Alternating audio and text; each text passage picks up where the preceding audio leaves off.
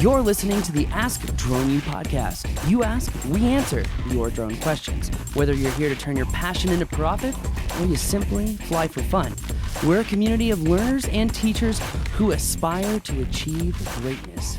We are. Hey guys, we finally made it to NAB 2017 here reporting on everything new for drones. You ready? Let's go. Hey everyone, welcome to a very special episode of Ask Drone U. My name is Paul, and here with me today is Jason. That's right, Jason is our tech-friendly nerd, literally the owner of the company, Nerds Limited. So he is the master when it comes to tech, and he's also been a good friend that I have been filming with for quite some time. That's right, and in fact, our broadcasting career started at NAB. Remember that presentation? I do remember that, yes. In fact, this has been a very interesting NAB, and that's what we're here to talk about today. We've got a lot of cool stuff to talk about.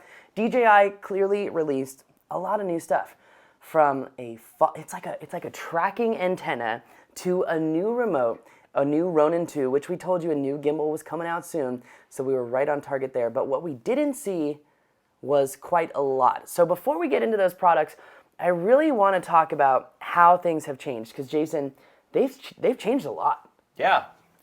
In fact, the way that they've changed is by a whole lot less being around the DJI booth, right? Well, you know, it's interesting because last year, Manny Francis had the drone pavilion up on the second floor. On the second floor of the South Hall, far away from everything.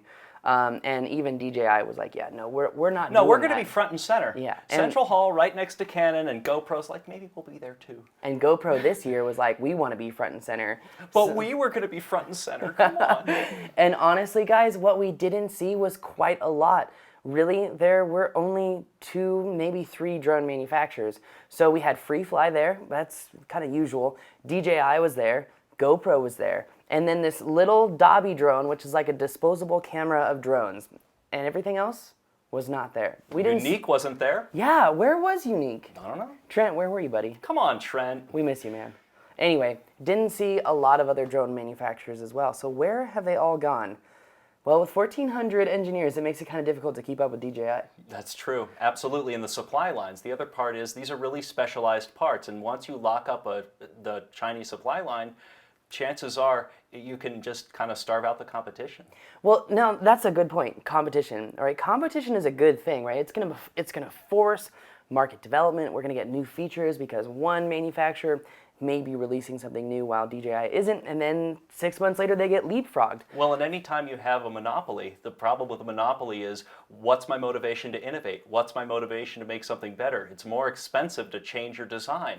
So why do it? Yeah, so the question is this going to slow market development? I mean, are we going to see the continuation of the product line of the Phantom every single year? Or do you think it's going to slow down? Well, and that's the hard part. Anytime you have a mature product or a platform of any kind, it ends up becoming very hard to innovate. Plus, what's more, when you have more people doing the same thing, like competition, you'll end up with more pressure to innovate. So the combination for more demand and more pressure means you have to innovate. And when that goes away, it's difficult.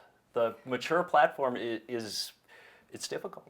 Yeah, and I'll say one thing that I'm really sad about is that as we're seeing new drones come out, it kind of seems like prices are going up because DJI did just release the new camera platform. So we're seeing the Ronin 2 or the Ronin MX on a Matrice 600 Pro with a Hasselblad 100 megapixel camera, which is regulatory grade data. Remember, we've talked about that before. We had Patrick Egan on the show. We talked about that, what that means, and essentially it's making legal-based decisions, court decisions on zoning, on stuff like zoning and property lines and, what is where and is this encroaching? Well, yeah, and one of the big problems too with mapping is the fact that elevations can be wildly off from what is actually going on. So we're seeing in the updates little tweaks and changes, like are we using GPS to calculate altitude now or barometric pressure? So we're seeing these little changes, and I think we are getting a more and more accurate mapping system. But coming back to this competition, these higher grade tools are not coming in at the price points that we're used to. I mean, we're talking 30 grand for this camera, not including the gimbal. Right. But I'm pretty... Not including the Matrice. The Matrice, yeah. I'm pretty sure, though, DJI, when you buy the Hasselblad camera, says, here's the drone for free. That would be nice. I'm pretty sure that is actually what's going on. Get right on that.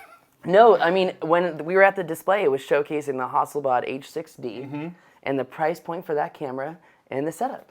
That's awesome. I mean, you know, Peter, one of our friends, had told us that, you know, this may be something that we see as a package. Like, you really could get the drone for free, but it's really not all that important. But there are some other things with this competition. My question, Jason, is: are we going to see better drones? Like, I mean, well, do you think the time frame between releases is going to be longer or shorter? It depends on how much pressure they feel to get it right the first time. Do we Yeah. make small, safe, iterative changes, or do we really innovate? And keep in mind, it's a continuum. On one side, you have really aggressive innovation and then firmware fixes after the fact. And on the other side, it's what can we do safely before the next NAB? Yeah, yeah. Well, I'm not sure I'm going to be coming to the next NAB because the lack of drone companies really makes me question whether it's worth it. But DJI, who is now the clear leader, the fearless leader of the drone market, did release some new stuff, like this customizable remote control. You know what I'm talking about? Yeah, absolutely. With I believe it's the Cedence. Cedence. The Cedence. Like Ascension. Because I am very good at pronunciation. Is a new remote control that you can use if you've got the Inspire 2. And The i2 or the Matrice, right? Yes, that is correct, Jason. The Inspire 2 or the Matrice 200. Now, here's where this customizable remote can use CrystalSky. It's got a bunch of buttons on it. I took a bunch of pictures so you guys can check it out here. And there are 4 back buttons. You've got dual wheels. So not 2 wheels, you've got dual wheels on each side. So you can set these wheels to do different things. Let's say you're dropping payloads, you're switching cameras, whatever you want to do. It's very customizable. The only thing is, it only works for the Inspire 2 and the Matrice 200. So is the price point worth it? Instead of buying an Inspire 2 with 2 remotes or a Matrice with 2 remotes, you could buy this one remote, save yourself some money, and use the original remotes as the slave or for the camera control or for the live streaming. So you could actually save money by picking this thing up. It's all about how you essentially work your platform. Again, if you were not to buy the 2 slaves and just this, you could interchange the 2, which I think could provide massive value to a lot of industrial users. So, and that's what I was picturing. The first time I saw it, I thought, this is for the director's tent for it to be up on a screen with the SDI and HDMI out. And with the CrystalSky monitor and Yeah, the brightness exactly. it has. Yeah, absolutely. I could totally see that. But also, the other value add is if you didn't buy the slave remote for the Inspire 2, and if you didn't buy the slave remote for the Matrice 200... Right, by the base level. Exactly, and you were just to get this new remote, you could use it as the slave for both if you were operating the drones independently of the other. So, or excuse me, mutually exclusive of the other. So you couldn't have this remote working for the Inspire 2 and the Matrice 200 at the same time. But what you could do is save special settings that are significant and also unique to the drone and mission that you're flying. So it does offer a lot of customization, and it does offer people who are in public safety to have these systems to set up this remote to work exactly how they want it so they can train other people so that they can build teams. And honestly, I think that's really, really important. Now, they have the Tracktenna. Now, this is a high gain antenna that you can essentially plug into, and it's going to literally follow the drone. Which is a really nice touch in software, because the problem with whatever they're called, reflective antennas, is that they're so directional. And, you know, to track it is just a perfect use of software. You know, it is, and they say that with its built-in sensors and 2-axis gimbal, they automatically point the antenna to the aircraft at all times, bolstering the connection even while the operator is in motion or in a vehicle. I could see why this would be helpful in urban environments and filming and whatnot, but... I couldn't see it in a car. I mean, if you No. look carefully at their press release photo, there are 2 cables going to the Tracktenna, which if you're in a car trying to, you know, a chase vehicle, I can see things getting in the way. Yeah, I see issues with this. I feel like this is going to get reiterated to some sort of wireless setup. I don't know. It's interesting to me. We'll see how this progresses. Honestly, I'm not impressed. Like, if you took me out to dinner and dressed this up...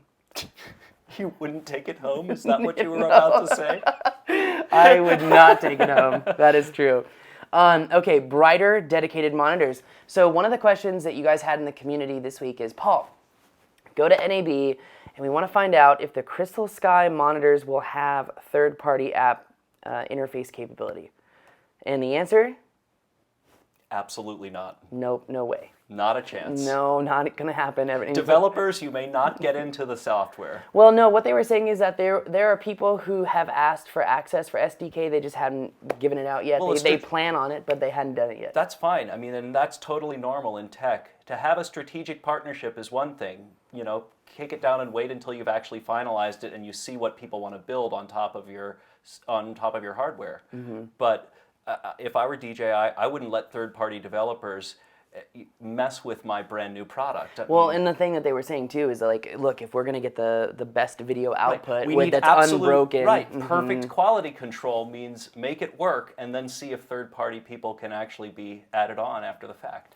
Yeah, no, that's a good point. Now this new screen, it's more than just one side. There's a 5.5 inch and there's a 7.85 inch size. Something to be aware of. If you're thinking about getting a CrystalSky monitor because you film in the desert like us, in bright sunny days in the summer, or you're down by the equator in the Bahamas and you really need something massively bright. 2,000 candle power. That is twice as bright as the 2016 MacBook Pro, which is far and away the brightest laptop on the market. So that is incredibly bright. However, only one of them actually has that brightness. That is exactly right. So you can either pay $699 for half the brightness and the smaller screen, or, $469 for the smaller screen and half the brightness, or $999 for the larger screen. Now, this could be really good if you had a director setup. Now, Jason, I just got hired onto a new set, and they're asking for a director's setup, and I think this could actually be a really good option because they have interchangeable batteries. So, you know, the days of having the black pearl monitor and buying the crappy batteries that light on fire, I have a couple of them myself. I have a few of them, yes. Mostly extinguished. Those days are gone. So now we've got, you know, a monitor that can last 4 or 5 hours on one battery, interchangeable batteries. I think that's really cool. Okay, I'm sorry I jumped to conclusions like in Office Space, but I want to talk about the premium customer service because customer service is a hot button issue for many people who have ever bought a DJI product, especially a lot of the guys who blame their crashes on DJI, which I'm not talking about flyaways. You know who you are. You know if you're guilty. Yeah, chances are you may not be. But that being said, customer service is quite an issue. People have stated for long times that there are very long wait lines, that they're not very communicative, and it's not like DJI has a whole bunch of retail stores where you can go in and talk to a person, and you don't want to be an opaque company. Nobody does. Yeah, which is interesting because it makes me wonder, this premium care service includes some really interesting things. Let's talk about this for a second, Jason. Battery rental service. Upon request, batteries will be delivered to ensure your DJI devices always have as much power as needed to get you through your project. That is a fantastic bullet point. And that's why it's the first one. I mean, Netflix for batteries, that's perfect. You're shooting in California, for example. Wouldn't it be nice to be able to get on the plane, simply check the drones, and not have to worry about whether or not the FAA or the TSA is going to mess with your batteries? Yeah, but one thing I will say is I'm wondering how they're going to do quality control because there are a lot of people in this industry who don't treat their batteries properly. And if you were to get a bad battery for rental... that would be horrible. Where's the liability, too? Well, it doesn't matter. With you, at the end of the day, if you're the one who's hired for the job, you are ultimately liable. That's true. That's true. So they talk about device repair and backup service. Receive coverage for repair of damage to DJI products up to $15,000 USD annually. When sending a product to DJI for repair, you will receive a temporary replacement device to use until the repair is complete. Which is fantastic. I mean, most camera companies, Canon's high-end has this, Nikon's does. Essentially, if there are any issues, because it is geared towards and priced for, might I add, for professionals, you simply can't be without your gear. You're not going to wait for it to go back to China and then get repaired and come back to you. You can't. It's your job. Well, one thing I will say, guys, is be careful. If you do sign up for the service, if you do get a temporary drone, make sure, I mean, you've got to have that drone serial number on your insurance at a minimum. That's a good point, and treat it nicely. And as far as registration goes, this could actually cause some problems because let's say I get a temporary drone that's been given out to 10 other pilots. Sure. And been registered by 10 other people. And reported against another pilot. Yeah, this could get hairy. This could be really interesting. It's going to be interesting to see how DJI solves these problems. But, you know, going further into this is the interesting one that I find. When you get premium customer care with DJI, which I'm sure everyone and their mother is going to sign up until they hear the price. We'll get to that. You get airport lounge access. Airport lounge access, which is a fantastic touch. Basically, what are they called? The Sky... Sky Cap? Thank you, Sky Cap, you know, for very exclusive platinum premium frequent. Yes, I'm important. I have platinum status. Give me my own Wi-Fi. I need my Wi-Fi. Not the Wi-Fi from the airport, mind you. No, that is not nearly fast enough. Only the best Wi-Fi for my Netflix. So you get airport lounge access. 850 airport lounges, which is great. Yeah, and you also get, it says exclusive membership benefits. Be among the first to receive new products and gain exclusive access to DJI events and networking opportunities. So a possible opportunity to pre-order, for example, or a guaranteed maybe arrival date. That's so they are trying to separate their clientele. Oh, absolutely. Well, their elite clientele. Yeah. And rightly so. I mean, Apple did this with their products. If you remember, when Steve Jobs came back to Apple, they had 12 or 15 computers, and he drew this quartered thing. And he's home, professional, and consumer, pro, portable, desktop. That's it. And I absolutely think that they should sort their clientele. I think it's a really good idea because they want to have the entry-level things, and they want them to be fun. But at the same time, there really are people like your viewers who truly make their living off of this, and they do deserve their SkyCab service. I hope they are at your beck and call because, I mean, when I call DJI Premium Customer Service, it better be the nicest lady ever answering the phone at the other end. Are you aware of my platinum status? Okay, call me entitled. Don't call me entitled. Let's talk about the price. Price me entitled. Because a lot of people would just love better customer service. So that's what really kind of gets me at this. A lot of people have complained about DJI's customer service. I have seen many people have great, successful stories with DJI's customer service. But as far as the stories go, it kind of weighs a little bit heavier on the I've had issues side. And that being said, a lot of people would probably love to upgrade to a premium customer service if they had some sort of guarantee that they were going to be treated like royalty. That's what the bullet point says, so we might as well take them at their word, right? Yeah, that's true. And they're also going to charge you royalty prices. Jason, what is it going to cost for 12 months of DJI Premium Care? $26.99 a year. Oh, no, $46.99 a year. Ah, yes, that's right. $46.99 a year. $4,699 a year. That's the cost of a replacement drone, pretty much any one of them. That is an Inspire 2. That would be an Inspire 2, a Phantom 4 Pro. A Phantom 4 Pro with a case and all the batteries and CrystalSky and... A Matrice. No, not a Matrice. A basic Matrice. So it's cool that we've seen DJI come out with these new things. But what we also didn't see, the new DJI Spark was not there. But the goggles were there. And the goggles were cool. Jason thinks the goggles were cool. I, on the other hand, I severely question the legalities of if you were a pilot and it was just you and you were using the goggles. I think that, there would be a lot of problems in that. You can't fulfill the seek and avoid nature of Part 107. But here's where I think it is an amazing thing. Let's say that I have a police officer or some questionable bystanders who are just kind of hesitant about drones. Maybe they're not negative. Maybe they're leaning negative, but they just don't know. You want to put the goggles on them and say, watch. Exactly. Well, and that's spectacular. Right. Because it becomes an emotional decision for them. Absolutely. No, what I'm getting at, though, is that the goggles are the only way to have a platform that really encompasses the entire field of view. True. And that's the hard part. When you're the cinematographer, you are choosing the frame. With the goggles, that goes away, and it makes for a fantastic demo. More importantly, it makes for a tremendous sales pitch, which, again, if this is your living, it is a fantastic addition. No, I agree 100%. And, you know, Vic has talked about that in the community. For those of you who are Drone U members, you know in the community, Vic has talked about this. And it was actually cool. I got to meet some new people here at NAB. Eric, Kenji, Matt, Mark. Very cool to meet you guys. And honestly, I love meeting new people, except for when they creep on me when I'm doing shoots at the lake. If you haven't heard that story, you can check it out on Facebook. So I don't think I'm going to repeat that one. No, that anymore. is not to be repeated. But before we go, there was one last drone that may be worth talking about. Dobby the Christmas drone? Dobby the Christmas drone. That's funny. We are talking about Zerotech's Dobby drone. It was really the only other drone other than the Alta that was there, and there was one other knockoff company.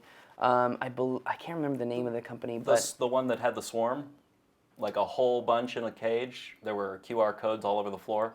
Oh, I can't. I don't think I saw that one. But what I was talking about just for a second was, you know, when we went towards the back and they had the rovers, and there were rovers and gimbals, and they had a couple drones, and they were a very interesting coaxial setup. Both motors were pointed down instead of up, but they had inter-rotating blades. So we had one blade that was counterclockwise and one blade that was clockwise. It was just really interesting. But the reason I think Dobby's worth talking about is because the price point now is kind of high, but I could see it coming down, and this being the disposable camera drone. Which is a great idea. There's a reason, even in digital these days, you can still go to Walgreens and buy a disposable camera. It's just a good idea. What if it doesn't come back? What if terrible things? Doesn't matter. Got the footage on my phone. Don't have to go look for the drone. Exactly. So imagine a drone that literally is a couple $100 and you need to get that shot and you realize, I may not get the drone back. The drone's going to drown after this shot, but boy, is it going to look fantastic. The question is whether this is a good thing or a bad thing for the industry. Lithium is a pollutant. You heard that. Do not litter lithium. Do not litter your drone. That's a bad idea.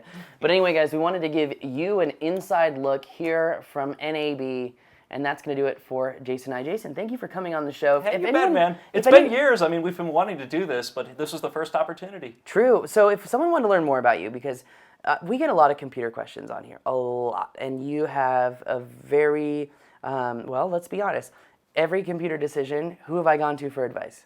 Me. Yeah, so there it is right there. There's your shameless plug and endorsement. But if people want to learn more about you, where would they go? Nerdslimited.com is the website. You can also check out Legal Flyer, and we're going to be pushing a new update to that in about 2 weeks. This is Ask Drone U. Thanks, guys, for watching. It's back to the pool.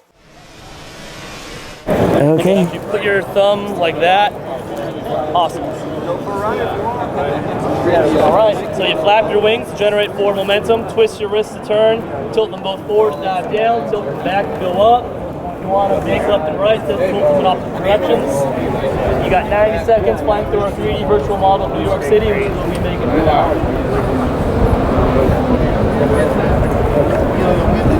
Yeah,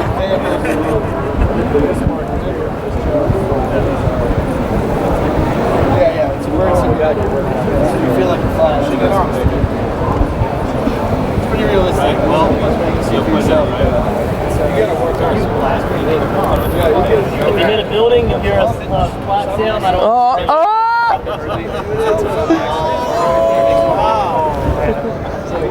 think he's gonna make it. So we'll see.